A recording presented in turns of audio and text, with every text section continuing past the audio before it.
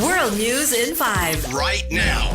News and developments making headlines around the world in 5 minutes. World News in 5. Here on Radyo Pilipinas World Service.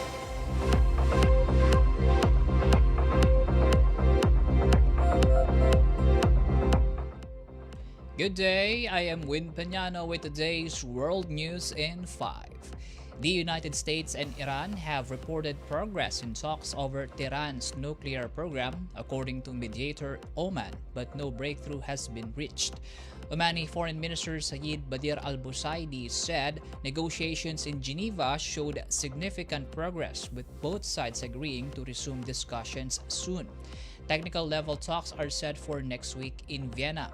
Iranian Foreign Minister Abbas Araghchi said some issues were resolved, though differences remain, particularly on sanctions and uranium enrichment. U.S. President Donald Trump has warned of possible military action if no deal is reached, as American forces continue building up in the region, raising fears of wider conflict.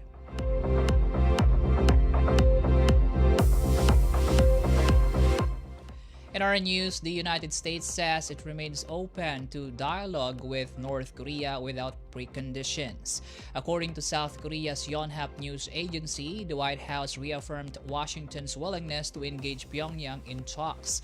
North Korean leader Kim Jong-un said earlier this week there would be no reason not to maintain good relations with the United States if Washington withdraws what he described as a hostile policy toward his country. Despite the remarks, tensions over North Korea's weapons programs continue to challenge efforts toward lasting diplomacy.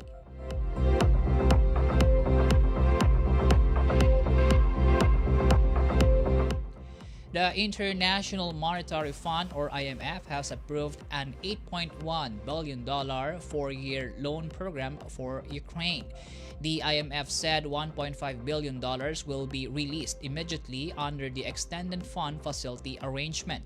The funding forms part of a broader $136.5 billion international support package for the war-torn country, which this week marked 4 years since Russia's invasion. The financial lifeline is aimed at helping stabilize Ukraine's economy as it continues to confront the impact of the ongoing conflict.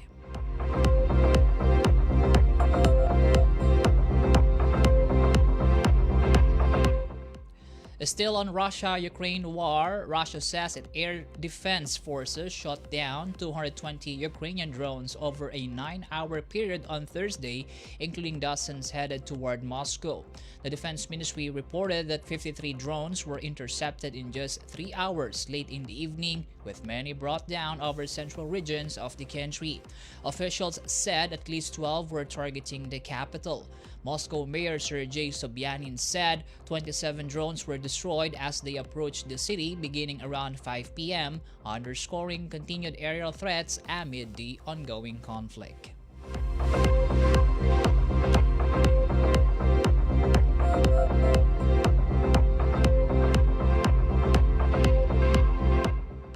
The president and CEO of the World Economic Forum, or WEF, Borji Brende, has announced he is stepping down following scrutiny over past contacts with convicted U.S. sex offender Jeffrey Epstein.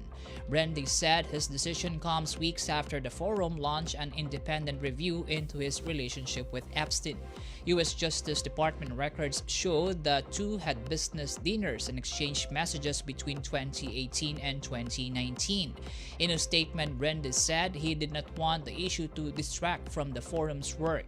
The WEF said an external review found no new concerns beyond what had already been disclosed. Managing Director Aloy Zwingli will serve as interim chief as the board begins the search for a permanent successor.